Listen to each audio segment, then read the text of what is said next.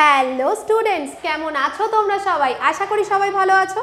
তো তোমাদের জন্য আইসিডিএস এর আরও একটা অঙ্কের প্র্যাকটিস সেট নিয়ে আমি চলে এসেছি। আর আজকে তার সাথে রয়েছে একটা সারপ্রাইজ। তোমাদের প্রত্যেকবার আমি আইসিডিএস এর যখনই অঙ্কের প্রশ্নপত্র সলভ করাই, এর ঠিক আগের প্রশ্নপত্রে তোমরা যা যা কমেন্ট করেছো তার মধ্যে থেকে বেছে নিই 3টে সেরা কমেন্টকে, এবং সেটা আজকের ক্লাসের শেষে দেখাবো যে তোমাদের কার কার কমেন্ট আমার সব থেকে বেশি ভালো লেগেছে।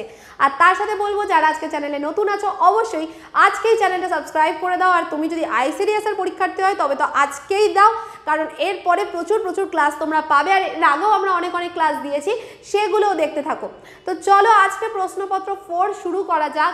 আর তার সাথে যেটা বলছিলাম, সাবস্ক্রাইব তো করবেই, আর যারা অলরেডি রয়েছে অনেক লাইক করতে থাকো, কমেন্ট করতে থাকো, আর বন্ধুদের সাথে প্রচুর শেয়ার করতে থাকো।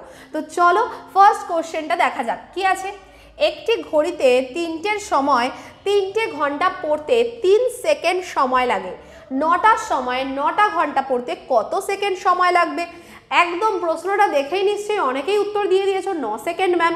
এতে আর প্রশ্নের কি আছে? 3টে ঘন্টা 3 সেকেন্ড লাগলে 9টা ঘন্টার 9 সেকেন্ড লাগবে। যারা বলছো তারা কিন্তু একদম ভুল করে ফেলছো, তাই জন্যই এই প্রশ্নটা আমি রেখেছি।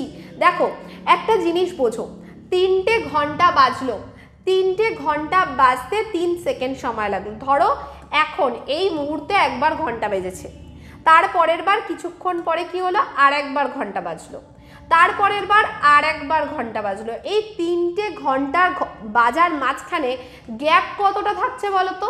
এই একটা গ্যাপ, এই দুটো গ্যাপ। মানে আমরা বলতে পারি এই যে মাঝে দুটো গ্যাপ তৈরি হচ্ছে, এই দুটো গ্যাপ তৈরি হতে সময় লাগছে কি 3 সেকেন্ড। আলটিমেটলি কিন্তু 3টে ঘন্টা বাজতে 3 সেকেন্ড লাগছে না। এই যে মাঝের গ্যাপগুলো ধরতে হবে, কারণ এই শুরুর আগের তো কিছু নেই বা শেষের পরে তো কিছু নেই। একইভাবে 9টা ঘন্টা পড়া মানে কি মাঝে কতগুলো গ্যাপ হবে? 8টা। তাহলে 8টা গ্যাপ হতে কত সময় লাগবে? এইভাবে সহজে মনে রাখতে পারো। দেখো এখানে একটা গ্যাপ হতে সময় লাগবে 3/2, 8টা হতে 3/2 গুণ 8, কাটাকুটি করলে 4 দুগুণি 8 আর 3 4 12। উত্তর হয়ে যাবে 12 সেকেন্ড, অপশন নাম্বার ডি। তো এই অঙ্কটা কিন্তু একদম মাথায় রেখে দেবে। আর তোমরা নিশ্চয়ই দেখেছো জলপাইগুড়িতে অঙ্কের যা প্যাটার্ন এসেছে, লেভেল কিন্তু এখান থেকে এখানে চলে গেছে। তো তোমাদেরকেও ঠিক সেই মতোই প্র্যাকটিস করতে হবে। সামনেই 23শে ডিসেম্বর বীরভূমের পরীক্ষা আছে। বীরভূমের স্টুডেন্টদের আমি বলবো এই 4 দিন একদম 24 ঘন্টা, পারলে 24 ঘন্টাই পড়াশোনা করো।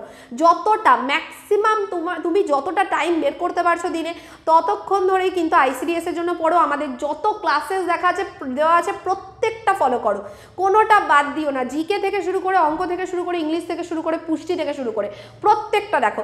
আর যেসব দিদিরা বোনেরা হুগলি থেকে দেখছো, তোমাদেরও কিন্তু যে কোনো সময় পরীক্ষা হতে পারে। তো আর যেহেতু কম্পিটিশনের লেভেল বেড়ে গেছে, তোমাদের কিন্তু সেই লেভেল ম্যাচ করে এবার পড়াশোনা করতে হবে। তার জন্য এখন থেকেই পড়তে হবে। এটা ভেবো না যে আগে দিক অ্যাডমিট তারপরে পড়বো, তাহলে কিন্তু অনেকটা দেরি হয়ে যাবে। যেমনটা জলপাইগুড়ি আমার অনেক দিদিদের বোনেদের এই সমস্যায় পড়তে হয়েছে। তাহলে তোমাদের কিন্তু যেন এই সমস্যায় পড়তে না হয়, তার জন্য এখন থেকেই দেখো প্রশ্নপত্র নিয়ে আসছি, এগুলো সলভ করতে থাকো। আর চ্যাপ্টার ওয়াইজ ক্লাস তোমরা প্লেলিস্ট থেকে দেখতে পারবে। পরবর্তী প্রশ্ন কি আছে? 15 লিটার মিশ্রণে অ্যালকোহল ও জলের পরিমাণের অনুপাত 1:4। যদি 3 লিটার আরও জল মেশানো হয় তবে নতুন মিশ্রণে অ্যালকোহলের শতকরা হার কি হবে? এই হচ্ছে প্রশ্ন। তো এই যে প্রশ্নটা তোমরা দেখতে পারছো, যখনই আমাদের এই টোটাল মিশ্রণটা বলা থাকে যে 15 লিটার মিশ্রণ, আর কি বলা আছে? আর বলা আছে যে অ্যালকোহল আর জলের পরিমাণের অনুপাত কত আছে? 1:4। তাহলে 3 লিটার আরও জল মেশানো হলো। একটা জিনিস বোঝো, 15 হচ্ছে টোটাল, তাহলে এই 1/1 + 4 করলে 5, কাটাকুটি করলে 3, এটা হচ্ছে অ্যালকোহলের পরিমাণ। একইভাবে আমরা জল বের করতে পারি 15 গুণ 4/5, তাহলে 12 হয়ে গেল জল। এটা আমরা পেয়ে গেলাম। আরও 3 লিটার জল মেশাবে, তার মানে কত? 12 + 3 15। তাহলে নতুন মিশ্রণে অ্যালকোহলের শতকরা হার কত? তাহলে অ্যালকোহল আছে 3, মোট মিশ্রণটা কত হয়ে গেল? আগে তো 15 ছিল, আরও 3 বেড়ে গেল, মানে 18। 100তে কত? এখানে যদি কাটাকুটি করো 3 × 6 18, 100/6 মানে হচ্ছে 16.2-3%। উত্তর হয়ে যাবে অপশন নাম্বার বি 16.23%। আশা করি সবার বোঝা গেল। চলে যাব পরবর্তী প্রশ্ন। তবে পরবর্তী প্রশ্নে যাওয়ার আগে বলে রাখি, তোমরা যারা অঙ্গনওয়াড়ি সহায়িকার জন্য নোটস নিতে চাইছো তাদের জন্য রয়েছে নোটস, রচনা, মক টেস্ট, প্রত্যেকটা জিনিস রয়েছে, তোমরা সেগুলো নিয়ে নিতে পারো। নোটস নিতে পারো মাত্র 98 টাকায়। রচনা তোমরা দুটো সেট পাবে, প্রত্যেকটা সেটে 10টা করে রচনা থাকবে, একটা 29 টাকার সেট, একটা 32 টাকার সেট। আর মক টেস্ট তোমরা পেয়ে যাবে 5টা মক টেস্ট, তার উত্তর 40 টাকায়। এগুলো নিতে চাইলে এই নাম্বারে যোগাযোগ করো 9088890010। এছাড়া আমাদের প্রতিষ্ঠা অ্যাপ থেকে ডাইরেক্ট তোমরা নিতে পারবে। তোমরা কি করবে, ফোনের প্লে স্টোরে সার্চ করো প্রতিষ্ঠা এডুকেশন অ্যান্ড ট্রেনিং, প্রতিষ্ঠা অ্যাপটা ইনস্টল করো, ওখান থেকেও তোমরা ডাইরেক্টলি পারচেস করতে পারবে। চলো, এছাড়া তোমরা যারা মনে করছো যে ক্লাস করতে চাও আমাদের থেকে, তাদের জন্য রয়েছে অনলাইন অ্যান্ড অফলাইন দুটোই ব্যবস্থা। প্রথমে বলি অনলাইনের কথা। অনলাইনে বেঙ্গল কম্বাইন্ড ব্যাচে তোমরা পাবে রেগুলার ক্লাস, তার সাথে নোটস, রেকর্ডেড ভিডিও, আরও অনেক কিছু। তো তার জন্য যোগাযোগ করতে হবে 9088890010 নাম্বারে। পুরো 1 বছরের প্রিপারেশন তোমরা নিতে পারবে মাত্র 689 টাকায়। আর যারা অফলাইনে আমাদের সামনে বসে পড়াশোনা করতে চাইছো তাদের জন্য আছে সুযোগ, আমাদের আইবিটি ইনস্টিটিউট বারাসাতে এসে তোমরা এখানে পড়তে পারো। মান্থলি 500 টাকা ফিজে পিএসসির সব পরীক্ষার জন্য আমরা এখানে পড়াচ্ছি। তো তোমরা তার জন্য যোগাযোগ করতে পারো 9088890010 নম্বরে। তো চলো পরবর্তী প্রশ্নটা দেখে নেওয়া যাক। কি আছে, এ, বি এবং সি যথাক্রমে 27,000 টাকা, 81,000 টাকা এবং 72,000 টাকা নিয়ে একটি ব্যবসা শুরু করে। বছরের শেষে বি এর 36,000 টাকা লাভ হলে মোট লাভ কত টাকা? তো দেখা যাক কিভাবে আনসারটা করা যায়। তো এই অঙ্কটা আমরা কিভাবে সমাধান করব বলো তো। দেখো, এ, বি, সি কত টাকা নিয়ে ব্যবসা শুরু করেছে সেটা তো আমরা জানি। যদি কখনো এরকম অংশীদারি কারবারের ক্ষেত্রে সময়ের কথা বলা না থাকে, তাহলে ওরা যে টাকা দিয়ে ব্যবসা করেছে সেই টাকার যে অনুপাত, সেই অনুপাতেই লাভটা ভাগ হয়ে যায়। তার মানে ওদের যদি আমি বলি যে লাভের অনুপাত কি হবে, ওরা যে লাভটা করবে তার অনুপাত কি হবে, 27,000 ইসটু 81,000 ইসটু 72,000। তো খুব সহজেই আমরা 3টে শূন্য কেটে দিতে পারি, কারণ 1000 দিয়ে ভাগ হবে। তাহলে থাকছে কত, 27, 81 আর 72। 9 দিয়ে তোমরা ভাগ করো, 3 নং 27, 9 নং 81 আর 8 নং 72, মানে লাভ কত, 3:9:8। এইভাবে আমরা দেখছি বি এর লাভ কত আসছে, 9। অরিজিনালি বি এর লাভ কত, 36,000 টাকা। তাহলে 9 মানে যদি 36,000 টাকা হয়, তাহলে 1 মানে কত বলো তো, 9 দিয়ে ভাগ করে দাও, 4 নং 36, 4,000 টাকা। আমাদের চেয়েছে মোট লাভ কত। মোট লাভ মানে হলো 3 যোগ 9 যোগ 8, 9 আর 3 যোগ করলে 12, 12 আর 8 20। তাহলে 20 মানে কত, 4,000 গুণ 20 যদি তুমি করে দাও তাহলে চলে আসবে কত, 80,000 টাকা। তার মানে উত্তর হয়ে গেল অপশন নাম্বার সি, 80,000 টাকা। এইভাবে আমরা সহজেই সলিউশন করতে পারি। দরকার হলে তোমরা ভিডিওটা রিপিট মোডে দিয়ে দেখবে, আমি কিন্তু তোমাদের সলিউশন বলে যাচ্ছি।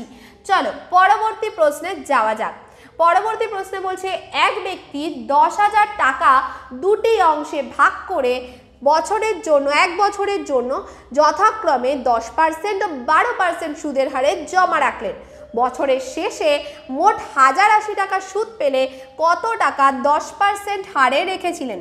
আমরা এরকম অঙ্কে ধরে নেব যে এক্স টাকা উনি 10% হারে রাখেন, তাহলে 12% হারে কত টাকা রাখেন, 10,000 মাইনাস এক্স টাকা। এবার আমরা সরল সুদের একটা সূত্র জানি তো, PTR/100 সূত্রটা আমি তোমাদের জন্য এখানে লিখে রাখছি। PTR/100 এটা হচ্ছে SI মানে সরল সুদের সূত্র। তাহলে P মানে কত, প্রিন্সিপাল বা মূলধন, কত টাকা, x টাকা। টাইম কত, 1 বছর, T মানে টাইম হচ্ছে 1 বছর। আর কত, 10%, তাহলে 10/100। এটা হচ্ছে x টাকা থেকে আমরা এত টাকা সুদ পাবো। প্লাস আমি যদি বলি যে 10,000 মাইনাস এক্স টাকা থেকে কত সুদ পাবো, পি এর জায়গায় লেখো 10,000 মাইনাস এক্স। টাইম কত, 1 বছর। রেট কত, 12%, তাহলে এখানে 12/100। বলছে মোট সুদ হবে 1080 টাকা, তাহলে এখানে হয়ে গেল 1080। তো দেখো আমরা যদি গুণ করি, এটা আসবে 10x/100 আর পরেরটা আসছে, এখানে আমরা যদি 12 দিয়ে গুণ করে দিই মানে 1,20,000 টাকা মাইনাস এখানে 12x/100। তো এই 100টা আলটিমেটলি কি হবে, যোগের সময় নিচে চলে যাবে। এখানে যেমন 1080 আছে আমরা সেরকমই রাখলাম। এবার এটা যদি যোগ করো -12x প্লাস 10x, এটা হয় -2x প্লাস 1,20,000, 1,20,000। এবার এই 100টা যদি এদিকে গুণ হয়ে যায় ব্যাপারটা কীরকম হবে বলো তো, এখানে আরও দুটো শূন্য চলে আসবে, মানে 1,08,000। তাহলে 2x সমান সমান কি হয়ে গেল দেখো, 2x সমান সমান কি হবে, এটা এদিকে গেলে প্লাস 1,08,000 বিয়োগ 20,000 থেকে 8,000 বিয়োগ করে দিলে 16,000। তাহলে x এর ভ্যালু কত আসবে দেখো, বিষয়টা বোঝো। আমরা যদি এখানে আচ্ছা 1,20,000 থেকে আমরা যদি 1,08,000 বাদ দিয়ে দিই তাহলে আসে 12,000 টাকা, 16,000 নয় 12,000 টাকা। তাহলে x কত আসবে, x আসবে 2 দিয়ে ভাগ করে দাও 6,000 টাকা। উত্তর হয়ে যাবে 6,000, অপশন নাম্বার সি হয়ে যাবে আনসার। দেখে নাও এই হয়ে গেল আনসার হয়ে গেল সি, অপশন নাম্বার সি 6,000 টাকা। ওকে, চলো পরবর্তী প্রশ্নে আমরা এবার যাব। কিছু অর্থ পি কিউ আর আর এর মধ্যে 6:19:7 অনুপাতে ভাগ করা হলো। কিউ আর এর থেকে 200 টাকা নেওয়ার পর তাদের অর্থের অনুপাত দাঁড়ায় 3:10:3। মোট অর্থ কত? প্রথমে বলেছে পি কিউ আর আর এর কাছে কত টাকা ছিল, 6:19:7 রেশিওতে টাকা ছিল। এবার কিউ আর এর থেকে 200 টাকা নিয়েছে। এই যে কিউ আর এর থেকে 200 টাকা নিল, এটার মানে কি আর এর 200 টাকা কমবে আর কিউর 200 টাকা বাড়বে। মানে তুমি ধরো তোমার ভাইয়ের থেকে 200 টাকা নিয়েছো, তাহলে তোমার ভাইয়ের কাছে যত টাকা ছিল তার থেকে 200 কমে গেল, আর তোমার কাছে যত টাকা ছিল তার থেকে 200 বেড়ে গেল। কিন্তু এই ঘটনাতে তোমার দিদির কি কোনো কিছু চেঞ্জ হবে? যে ধরে নাও তোমার দিদি হচ্ছে পি, তাহলে তোমার দিদির তো চেঞ্জ হবে না, কিন্তু নতুন রেশিওতে এটা 3 হয়ে গেছে, হওয়ার কথা ছিল কত, 6। তাই জন্য এই রেশিওটাকে পুরোটা 2 দিয়ে গুণ করো, তাহলে 6, 20 আর 6 কেন করলে, পিটাকে সমান করার জন্য, কারণ পি তো কিছু করেনি, কারোর টাকা নেয়নি দেয়নি, তাহলে পি তো সমান থাকবে। এবার ভাবো আরের টাকা কত কমলো, আরের টাকা 1 কমলো, 1 কমে গেল, আর কিউ এর টাকা কত বেড়ে গেল, 1 বেড়ে গেল। আসলে এই 1 মানে কত টাকা, 200 টাকা। তাহলে 1 মানে যদি 200 টাকা হয়, মোট অর্থ কত, মোট কত, 6 6 12, 12 যোগ 20 করলে 32, তাহলে 32 মানে কত টাকা, গুণ করে দাও 6,400 টাকা। উত্তর হয়ে যাবে অপশন নাম্বার এ 6,400 টাকা। তাহলে 5 নাম্বার কোশ্চেনও আমরা করে ফেললাম।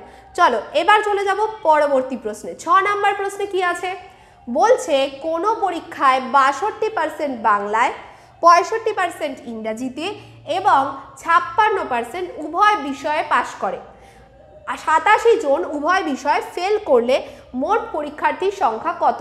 ভেবে নাও, এই হচ্ছে এর মধ্যে মোট পরীক্ষার্থী আছে। আমি বললাম এটা হচ্ছে বাংলায় পাশ করার সংখ্যা, বাংলায়, আর এই হচ্ছে আমাদের ইংরাজিতে পাশ করার সংখ্যা, ইংরাজিতে। বলছে 62% বাংলায় পাশ করেছে, 65% ইংরাজিতে, আর 56% উভয় বিষয়।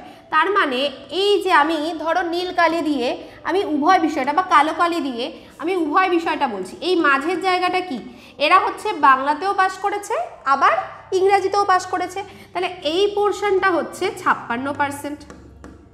পুরো বাংলা মিলিয়ে পাশ করেছে 62%, তার মধ্যে 56% তো ইংরাজিতেও করেছে, তাহলে শুধু বাংলায়, এই জিনিসটা বোঝো, পুরো বাংলায় পাশ করেছে 62%।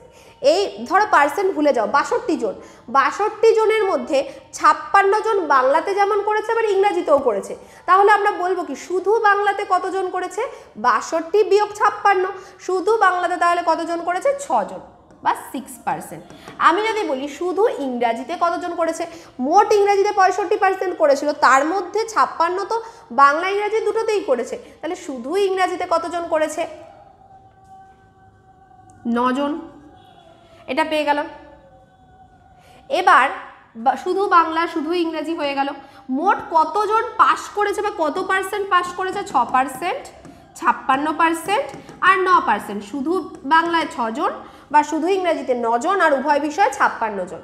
তাহলে মোট কত পাস করেছে, যোগ করে দাও, 6 6 12, 12 আর 9 মানে 21, 21-এর 1 হাতে 2, 5 6 7 71%। 100 জনের মধ্যে পার্সেন্ট মানে কি 100 জনের মধ্যে 71 জন পাস করেছে, তাহলে ফেল করেছে কতজন? 100 বিয়োগ 71, ফেল করেছে তার মানে 29%। আসলে ফেল করেছে 87 জন, প্রশ্নে বলা আছে। তাহলে 29 মানে কত? 87। বলেছে মোট পরীক্ষার্থী কত? 1 মানে কত? ভাগ করে দাও, 3 গুণ 29 করলে 87 হয়। মোট পরীক্ষার্থী আমরা কত ধরেছিলাম? এই পুরোটা আমরা ধরেছিলাম 100, তাহলে 100 মানে কত? 100 মানে 300।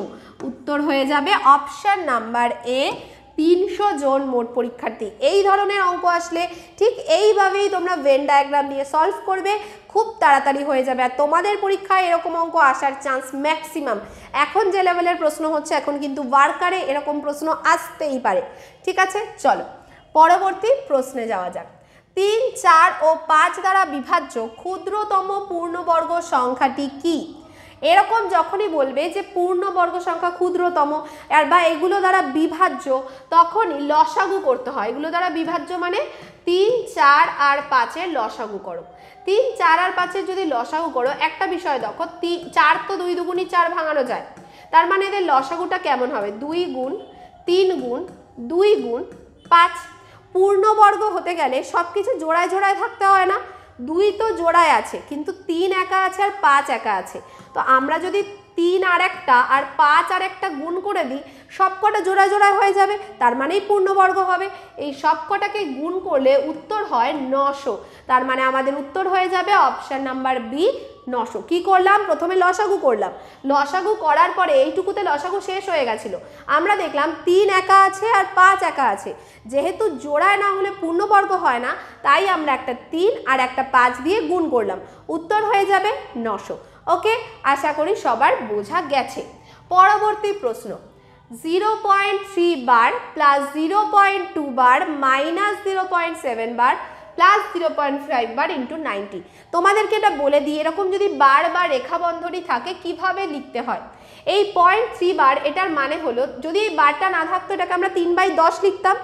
রেখা বন্ধনী থাকলে ওটা 9 হয়ে যায়, একটার আগে থাকলে একটা 9, দুটোর মাথায় থাকলে দুটো 9, এইভাবে চলতে থাকে। Plus 2/9 minus 7/9 plus 5/9 into 90। তো এখানে দেখো 3 আর 2 5, আমরা যদি যোগ করি 5, 3 যোগ 2 বিয়োগ 7 যোগ 5 গুণ 90। দেখো 3 আর 2 5, 5 আর 5 10, 10 থেকে 7 বিয়োগ করলে 3, মানে এখানে আসে 3/9 গুণ 90। কাটাকুটি করলে 9 10-কে 90, 3 10-কে 30।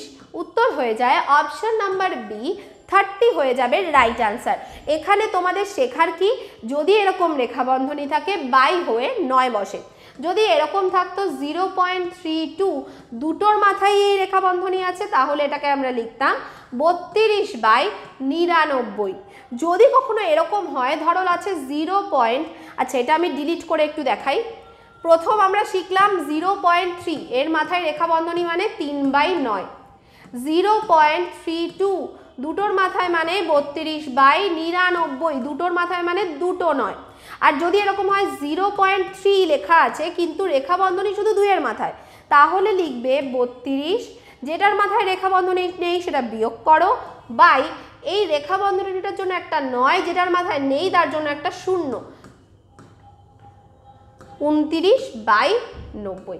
এইভাবে রেখা বন্ধনী ভাঙাতে হয়। আশা করি সবার বোঝা গেছে। চলো পরবর্তী প্রশ্নে চলে যাচ্ছি। পি ও কিউ একত্রে একটি কাজ 12 দিনে, কিউ ও আর একত্রে কাজটি 15 দিনে এবং আর ও পি একত্রে কাজটি 20 দিনে করতে পারে।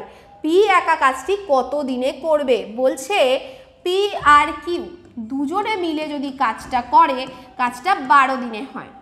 কিউ আর আর যদি করে তাহলে কাজটা 15 দিনে হয়। আর আর পি যদি করে তাহলে কাজটা 20 দিনে হয়। এলসিএম করলে হচ্ছে 60, 5 12 60, 4 15 60, 3 20 60। তাহলে পি কিউ আর এরা একসাথে কত দিনে করে? দেখো আমরা যদি এটা যোগ করতে যাই, পি দুবার আসবে, কিউ দুবার আসবে, আর দুবার আসবে, তো এই 5 যোগ 4 যোগ 3 মানে 12, 12 কি দুবার আছে মানে 2 দিয়ে ভাগ করে দাও, তাহলে পি কিউ আর এর কত দিনে করবে? 6 দিনে করবে। পি কিউ আর এর একসাথে এফিসিয়েন্সি বা কর্মদক্ষতা কত? 6। এবার বলছে পি একা কাজটা কতদিনে করবে। 3 জনের একসাথে 6, তার মধ্যে কিউ আর এর 4, তাহলে পি এর দক্ষতা কত? 6 বিয়োগ 4, 2 হচ্ছে পি এর দক্ষতা। তাহলে পি কাজটা কতদিনে করবে? মোট কাজ 60, পি এর দক্ষতা 2, কাটাকুটি করলে 30, তাহলে পি কাজটা 30 দিনে করতে পারবে। অপশন নাম্বার সি হয়ে গেল রাইট আনসার। যদি শুধু বলা থাকতো পি কিউ আর কাজটা কতদিনে করতে পারবে, তাহলে আমরা বলতাম 60/6, কারণ পি কিউ আর এর একসাথে দক্ষতা 6, 10 হয়ে যেত উত্তর। এটা তোমাদের এই কারণে বললাম কারণ এর পরের কোশ্চেনটা পুরো সেম রয়েছে যে 3 জন একসাথে কাজ করলে কতদিনে করবে। এ ও বি একত্রে একটি কাজ 8 দিনে, বি ও সি একত্রে একটি কাজ 12 দিনে, সি ও এ একটি কাজ যথাক্রমে 8 দিনে করতে পারে। তারা একত্রে কাজটি করতে পারবে কতদিনে? আর এই প্রশ্নটা হচ্ছে তোমাদের হোমওয়ার্ক প্রশ্ন। তোমরা এর উত্তর আমাকে অবশ্যই কমেন্ট সেকশনে জানাবে। এবার চলে আসি তোমাদের সারপ্রাইজে। তোমরা প্রশ্নপত্র 3-এ আমার যে ভিডিওটা ছিল সেখানে অনেক কমেন্ট করেছিলে, তার মধ্যে বেছে নিয়েছি 3টে কমেন্ট, আর এটা কিন্তু পরবর্তী প্রশ্নপত্র আমি করব। আর তার সাথে বলে রাখি, যারা প্রশ্নপত্র 3 এখনও দেখোনি, ওপরের আই বাটনে ক্লিক করে অবশ্যই প্রশ্নপত্র 3টা দেখে নিও। তো দেখো কি আছে এখানে। আমি নিয়ে নিয়েছি মাম সোনের একটা কমেন্ট, থ্যাঙ্কস দিদি, এত সুন্দর করে বুঝিয়ে দাও তুমি ধরে ধরে। আর সব থেকে বড় কথা হলো আমি ম্যাথসটা আগে খুব ভয় পেতাম, এখন তোমার ক্লাসগুলো করার পর থেকে খুব সহজ লাগে আর ইন্টারেস্টও পাই ম্যাথ করতে। প্রণাম নিও। Thank you so much. তোমাদের এরকম কমেন্ট পড়তে আমার ভীষণ ভালো লাগে, আর আমি চেষ্টা করব সবসময় তোমাদের পাশে থাকতে, তোমাদেরকে সবসময় সঠিক পথে গাইড করতে, যাতে তোমরা খুব তাড়াতাড়ি একটা সরকারি চাকরি পাও। এর পরবর্তীতে আছে কি নিবেদিতা ঘোষ লিখছে, thank you so much ma'am, আমাদের এত ইজি করে বোঝানোর জন্য। ম্যাথ আমি ভীষণ ভয় পাই, কিন্তু আপনার ক্লাসগুলো করে ভয়টা কাটছে, অনেক কিছু শিখছি। এগেইন থ্যাংক ইউ ম্যাম, অনেক ওয়েলকাম নিবেদিতা তোমাকে। আর এটাই বলবো, ম্যাথে অনেকের অনেক ভয় থাকে ছোটোবেলা থেকে, আশা করব আমি সহজভাবে বোঝাতে পারছি তোমাদেরকে, এবং আরও সহজভাবে তোমাদেরকে বোঝাবো যাতে এই ভয়টা তোমাদের কেটে যায়। চলো, রুমা চ্যাটার্জি লিখেছে, ম্যাম আপনি খুব সহজ করে ম্যাথ শেখান, সত্যি আমার ম্যাথের ভয়টা অনেকটাই কেটে গেছে আপনার ক্লাস ফলো করে। Thank you so much ma'am. মানে আজকে 3 জনেরই বেশ একই রকমের কমেন্ট, আর 3 জনের কমেন্টই আমার ভীষণ ভালো লেগেছে। Ruma thank you. আর সবাই এরকমভাবেই ভালোবাসা দিতে থেকো, লাইক করতে থেকো, কমেন্ট করতে থেকো, আর সব রকমের সোশ্যাল মিডিয়ায়, সেটা হোয়াটসঅ্যাপ হোক, সেটা ফেসবুক হোক, সেটা টেলিগ্রাম হোক, সব জায়গায় আমার ভিডিওগুলো শেয়ার করতে থাকো, এবং প্রতিষ্ঠা এডুকেশন অ্যান্ড ট্রেনিংকে আরও এগিয়ে নিয়ে যাও। সবটাই তোমাদেরই জন্য সম্ভব হয়েছে এবং হবেও।